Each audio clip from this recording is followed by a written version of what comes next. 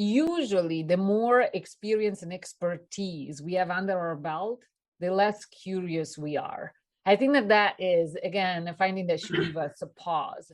And somehow we interpret experience as a signal that we know a lot rather than looking at it and saying, oh, there is more to learn. So one of the things at the very personal level we can do is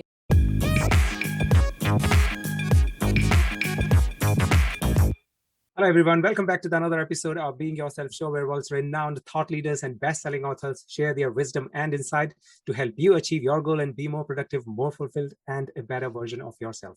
If you're new to this channel, then do consider subscribing for your regular dose of knowledge, inspiration, and motivation.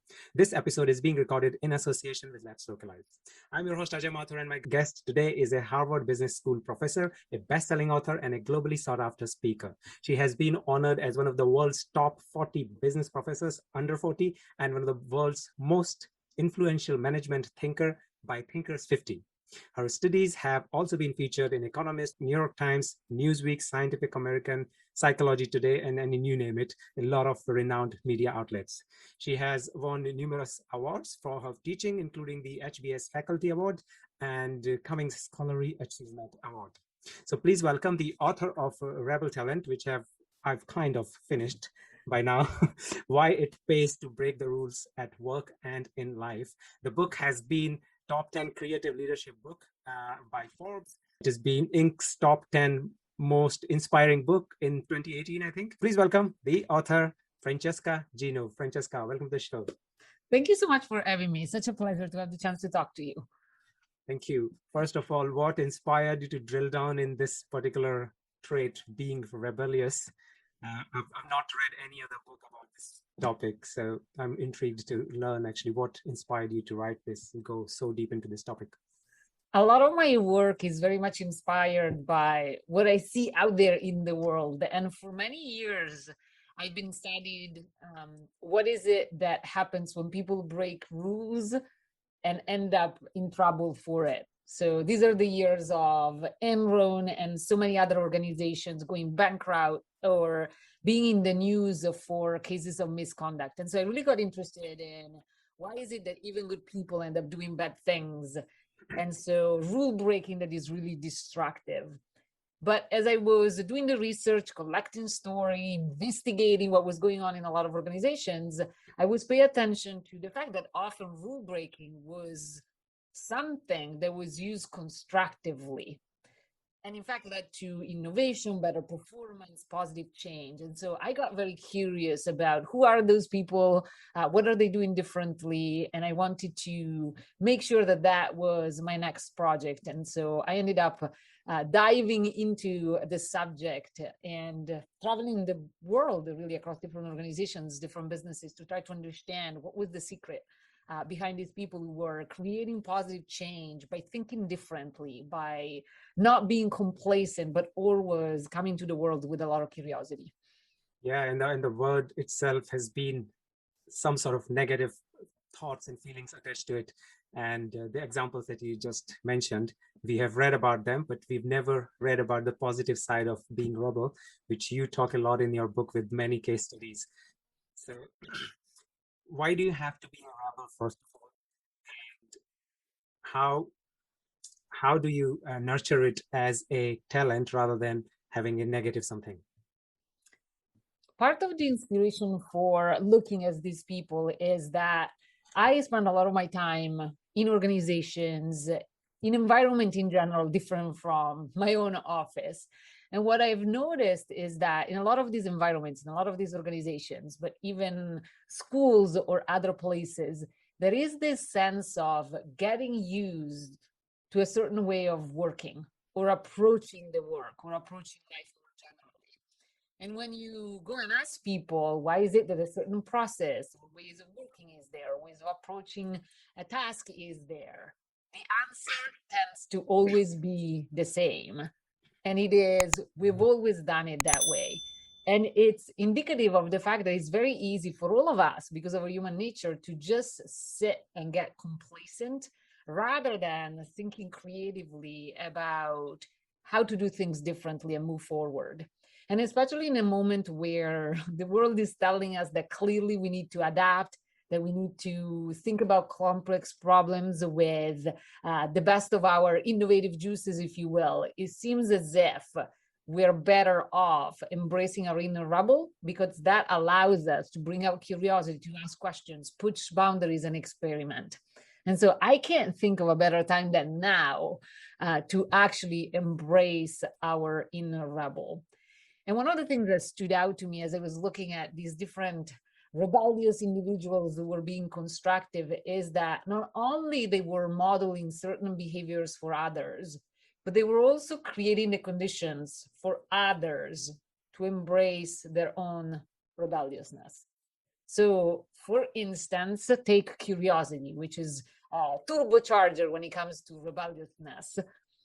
I can think of a lot of leaders that I've met that embraced curiosity, but they also thought about how is it that we make sure that others show up with curiosity rather than letting it die, in the way they ask questions, in the way they are the first one focusing on the fact that maybe there is something to learn, in the way they inspire to ask why. There is this sense of not only modeling, but also sculpting, such that people show up at work willing and able to bring their best out.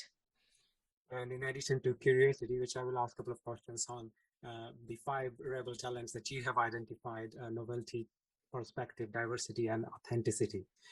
Now, coming to the first one about novelty, how is just being novel enough, or do you need something else attached to it in order to make novelty as a rebel talent? So these are the 5 talents that I identified, that I saw consistently across these individuals that I call constructive rebels. What's interesting is that each of us has these talents, but some of them come more naturally than others. And when I launched the book, I actually created a test that might be a fun one for everyone to take. It's called the Rebel Test. It's a 7-minute free assessment, is on the book website, rebeltalents.org. And it gives you a sense of which of these 5 talents are coming to you almost by default. They come naturally to you. And which ones instead require a little bit of work. So it could well be that for some of us, embracing novelty rather than sitting comfortably with what we know, it was what comes naturally, and the others are missing. Or it could be that you're a person who tends to embrace all of them. And that means that you're a different type of rebel. What we know from the research that I've done is that this talent creates synergies with one another. So in a sense, it is good to have, to a certain extent, all of them in the mix. Okay, so a particular person, when they give the test on your website, they would come to know that which of these 5 categories you stand on. Yeah. That's right. So in particular, you get to receive a name, is one of 4 rebel types. And the rebel types are different combinations of these 5 talents. And so you can end up being a guard, a traveler, a climber, or a pirate. And if you end up taking the test and you come out as a pirate, it's actually a very good thing. So do not get worried. Right. So which one is the best? The pirates tend to be the ones who are most naturally in bringing forward all the talents. And so that's why I say, don't get worried if that's the label that you end up with. Right. So the pirate has which of those talents in the most proportion? Which of the 5? So they are people who tend to have curiosity, novelty, perspective, authenticity, and also diversity.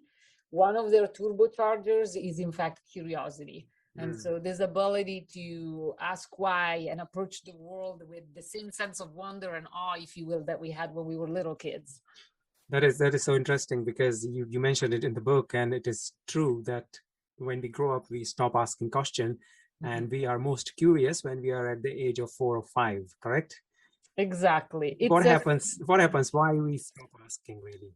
Yeah, why does that happen? I think it's a great question. One of the reasons, and it's a very important one, even developmentally, as we get to getting a little bit older, we start thinking about the impressions that we're making on others. And we start caring about others' judgments. Mm. And we come to believe that asking questions is going to lead to a negative evaluations. And so, because of that fear of judgment, we just prefer to stay silent.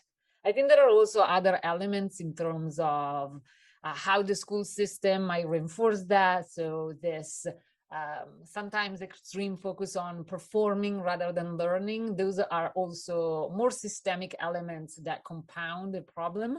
But at its very essence is this desire not to be judged that makes us stop asking questions.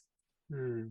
And you mentioned about a couple of methods that one can, especially at workplace, people can use to encourage curiosity. I think one of them was the grow method and a go back method that you talked Mhm. about. Could you tell more Yeah, about them and with some examples, really? How one can foster curiosity when they have grown up? yeah. So part of what is maybe surprising that my data shows, data that I collected with some of my colleagues, is that usually the more experience and expertise we have under our belt, the less curious we are. I think that that is, again, a finding that should give us a pause. And somehow we interpret the experience as a signal that we know a lot rather than looking at it and saying, oh, there is more to learn.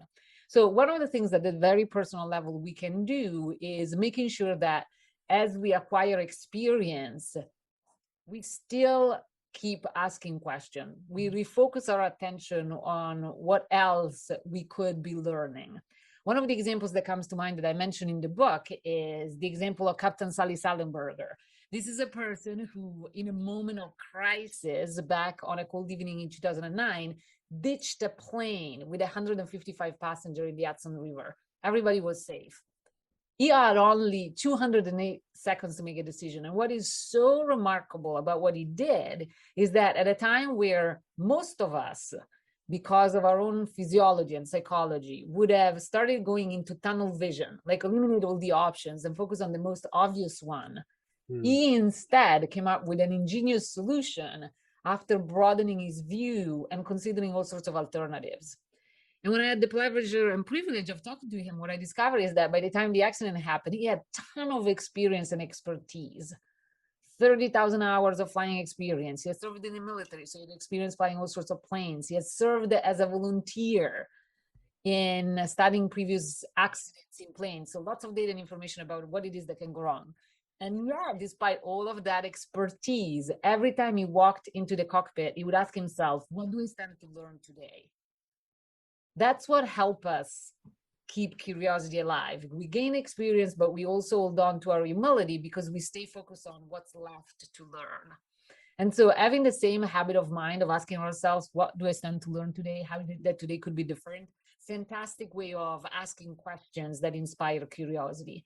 And this focus on emphasizing learning is actually something that we can also bring back to organization in a way that affects the system. So I think that most people have developmental goals that they discuss with the other people they report to them or their managers.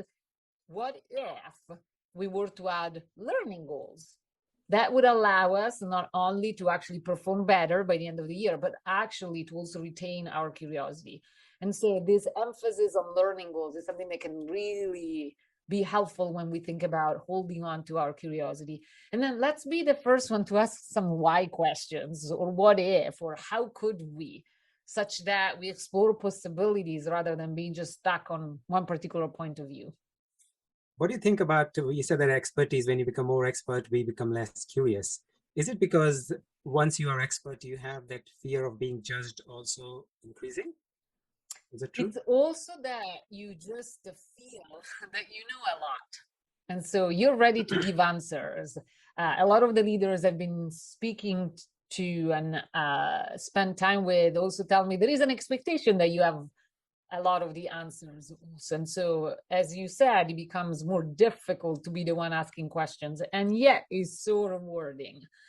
When we start opening up conversations with our own curiosity, others feel much more empowered and motivated to bring in their contributions. That is true. What about perspective? And say that's one of the rebel talent in the book. And if let's say you are a new person joined a big organization and you have some perspective which you shared, but it's not really respected in the way that you expected it to be, how can you still keep pushing and make some impact based on what your perspective is about any problem really? One of the things that I often see that gets in the way of being effective as a rebel, especially when we have ideas that we want to suggest that are different from the ideas of others or from the usual way of working, is that because of our excitement or because of our passion in the suggestion of the idea or the way forward, we become so confident that we have the right answer that we come across as arrogant. And when I look at what has helped rebels to be effective is a deep respect for what is there, and then an ability to add a view, but in a way that acknowledges that there are other perspectives with other ways of looking at the same problem. And so I often say to people who tell me this rebel thing is not working for me is pay attention whether you're truly embracing perspective, and in the way you suggest ideas, you bring them forward with some edging. So I think that one way of looking at this is act rather than attacking the other person or the person who's behind the usual way of working in a way that puts them on the defensive. Nobody likes to be attacked or to feel that their ideas are not being valued, but people tend to be open to new ideas when they're presented as a different way of examining a problem or looking at a certain situation, and that are presented with respect. Yeah, so if you've done your homework well, then chances are that you will be able to show your perspective and use it in a constructive way going forward. Absolutely. And then be a little bit, have the chance and the courage to persevere if you receive some pushback. One of the examples that I mentioned in the book that was very inspiring to me, partly because of my Italian roots, but not only, is the example of the chef and owner of an Italian restaurant, Osteria Francescana, who became the best restaurant in the world in 2016 and 2018. This is a 3 Michelin star restaurant, and the owner and chef there is Massimo Bottura. What is so striking about his story is that he went to a context, traditional Italian dishes, and reinvented them. Now, this is a context where there are lots of rules. I think that Italians are pretty strict in the way they think about all the rules that needs to be followed to create the perfect dish, especially when it comes to recipes that have been passed on for centuries. And so they're from your grandmothers, passed on from one generation to another. And he had the courage to go into that context and start asking a lot of questions with curiosity. Why is it that we cook the dish this way? Maybe it made sense 20 years ago, but not today. And he came up with innovative ways of cooking those dishes.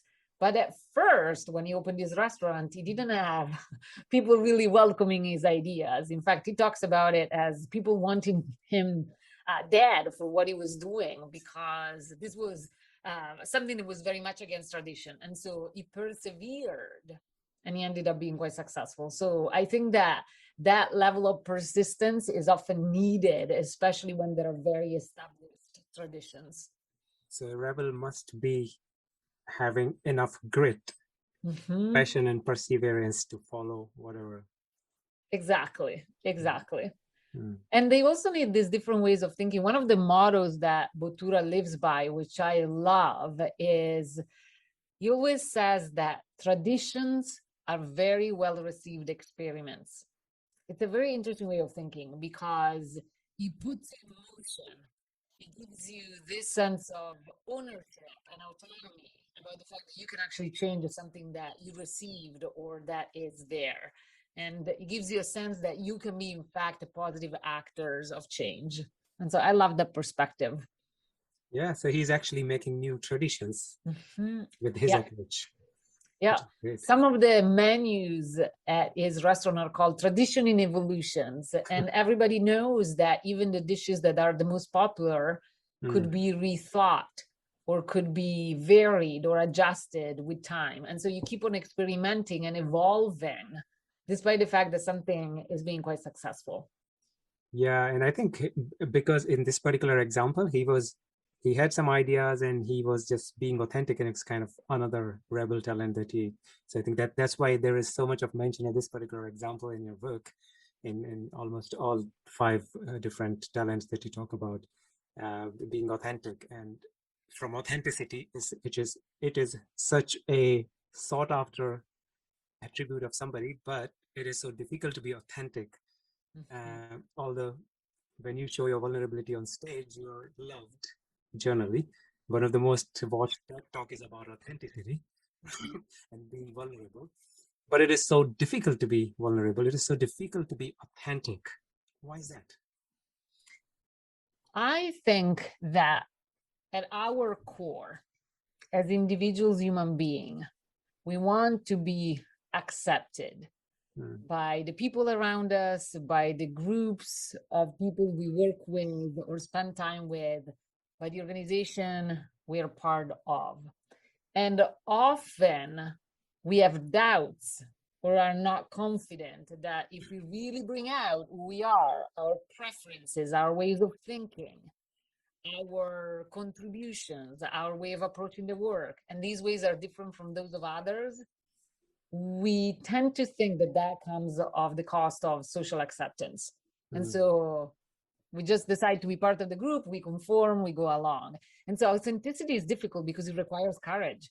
It requires us to go against that feeling and that fear and to say, you know what, I'm just going to show up for who I am at the risk of not being accepted. What we fail to appreciate, though, is that it's often the inauthenticity that leads us not to be able to connect at a deeper level with others, since people see through our inauthenticity and actually appreciate when we're showing up, willing to give our contributions and bringing us our best. But you know what? When you are going to be your authentic self, you start to think, how will people perceive it? The default of that is negative. Yeah, you will hardly will think that, okay, this thing can be taken positively because you know that it's your vulnerability, right? So, and in the book you also mentioned somewhere, you say that inauthenticity works as a drag on motivation. That's right? exactly And right. on the other hand, being authentic could also could be a fearful situation, right? So you have like fear of being judged. How will people treat you after you have shown your true self to people? So how do you find that balance that you're still authentic but have no fear of judgment? So it's interesting because for me personally, part of it is being convinced by the data. And I've done quite a bit of work with my colleagues on the power of authenticity. And what we find is that across situations, it's really powerful.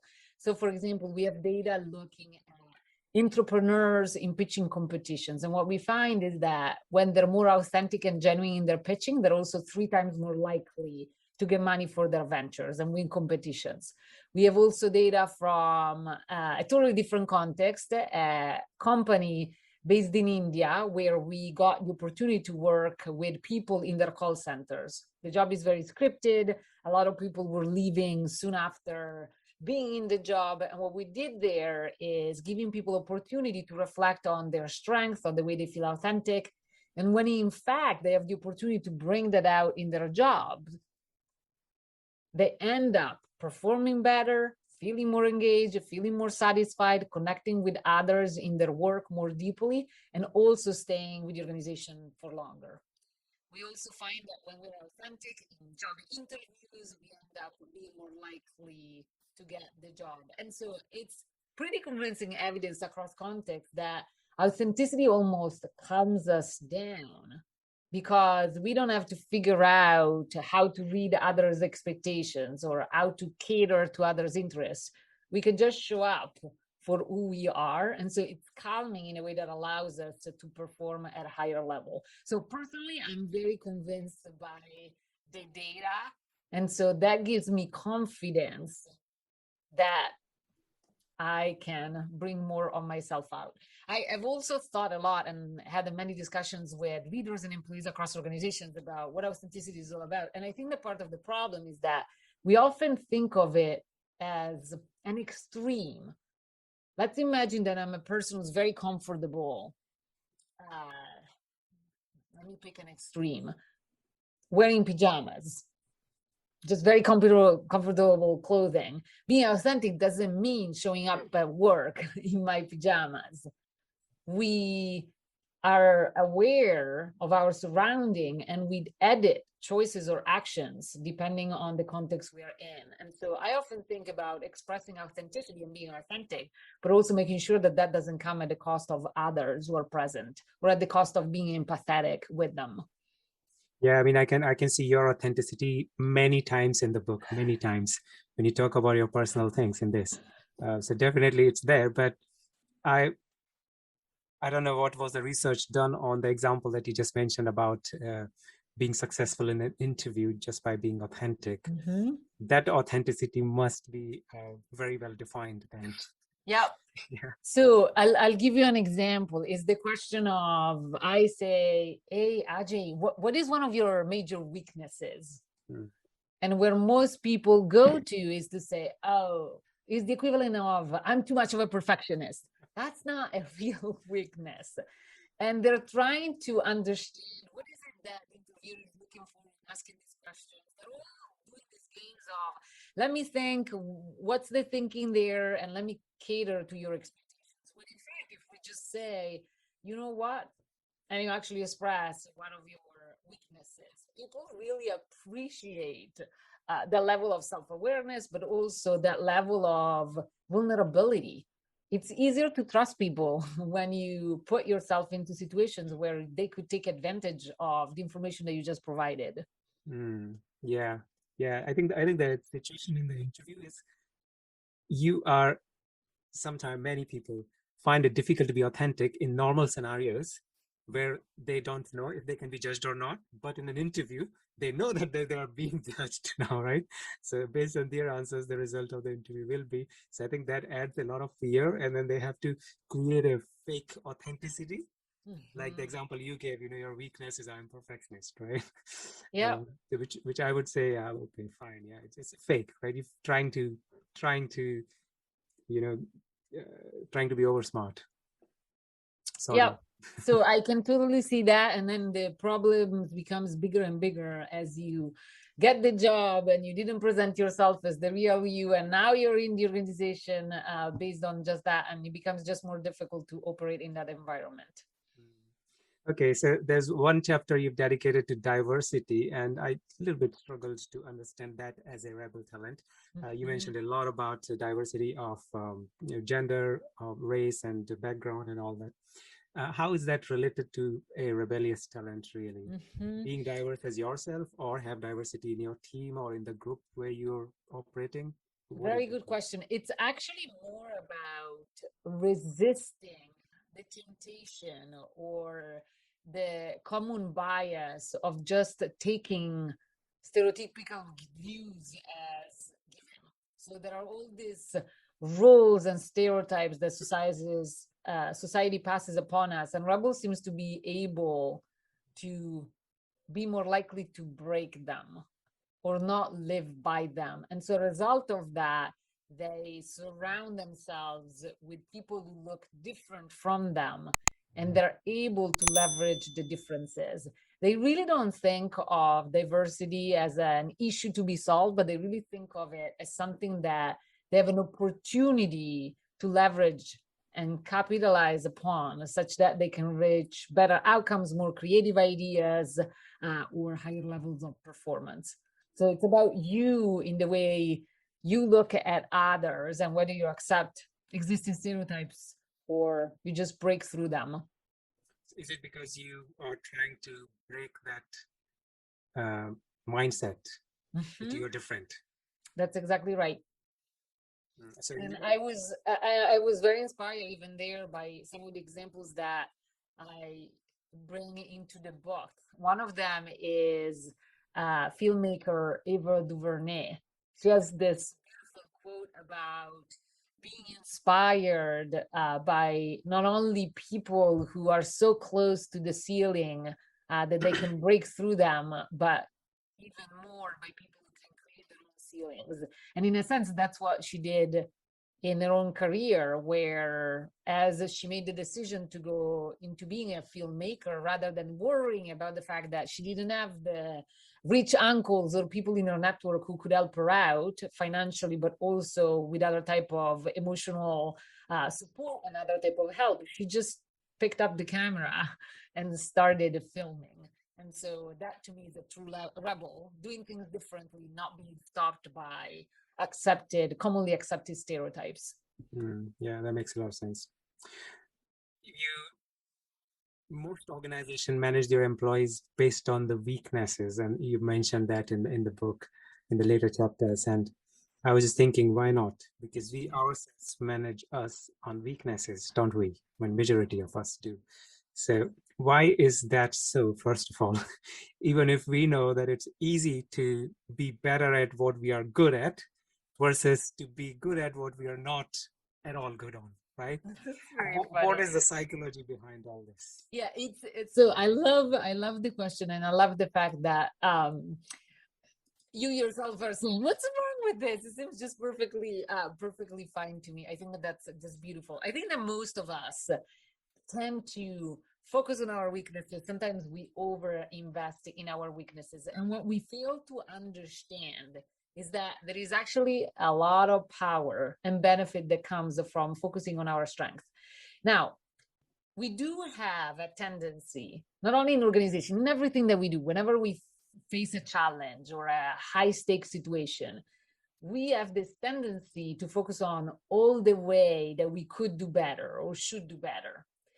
And fundamentally, this is because we believe that our weaknesses are more malleable than our strengths. That's a very well supported finding. Give me an example. Your weaknesses are. So I might be thinking, if one of my weaknesses is, let's say, not being very clear in my communication, Right. and one of my strengths is relying on a lot of evidence when I talk to support my arguments, I might believe that my weakness is much more malleable, easier to change as compared to the strength.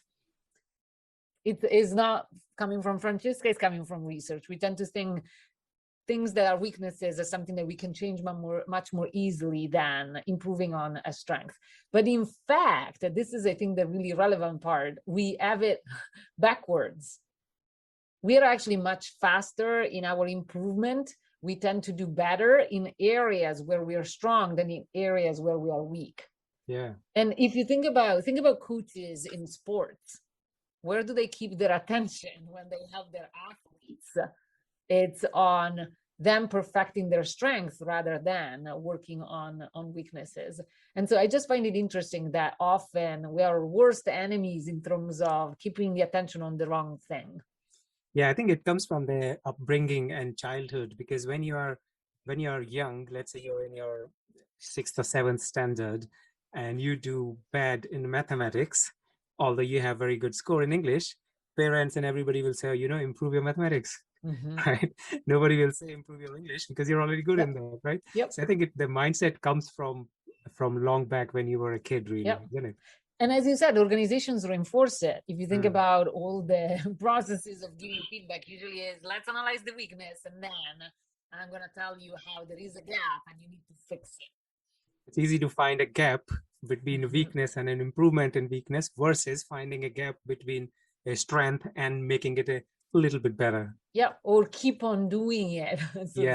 So maybe because of that, it's a little bit easier to measure your weakness is converting into your strength. That's right. So from measuring, how would you measure the rebelliousness of somebody? So let's say I've understood 5 rebel talents and I can work on them, but how do I know that I'm getting better? Is there any worksheet or something that you have, some sort of tool? Yeah, so I created this free assessment that is called the Rebel Test. Is on the book website at www.rebeltalents.org. And I created this assessment for two reasons. One is to allow people to understand what comes more naturally to them versus not, but then also to repeat the test if they so choose after a few months or a few weeks, after they get to try out some of the strategies that I talk about, to see if there is a shift to that different type. So once you've taken the assessment, the website actually gives you a PDF with your type and a little bit of an explanation of why it is that you seem to have these tendencies and what it is that you could be doing differently to shift to a different quadrant. So I have to do that, and I have to find a score which makes me a pirate, right? That's a goal. That's right. Yeah. Okay. I'll do that, and I'll tell you how did I score. Okay. So there's, in the interest of time, I do have a lot many questions about being a rebel, but I will ask one common question that I ask all my guests, which is, what according to you are the top 3 skills which we all need but schools are not teaching? The three that popped into my head as an answer to this really interesting question are listening, collaboration, and humility. I think that all three are sort of assumed as given, but I actually think we would be better off if we spend some times teaching these very skills and assume that they don't come that naturally. Listening, collaboration, and what was the third one? I missed it. Humility. Humility. Okay. Yeah. They're not new. As I told you that I have asked this question to around. To reply to you, and then he was not stable. Enter into the room now. Okay, can you stay for 2 minutes?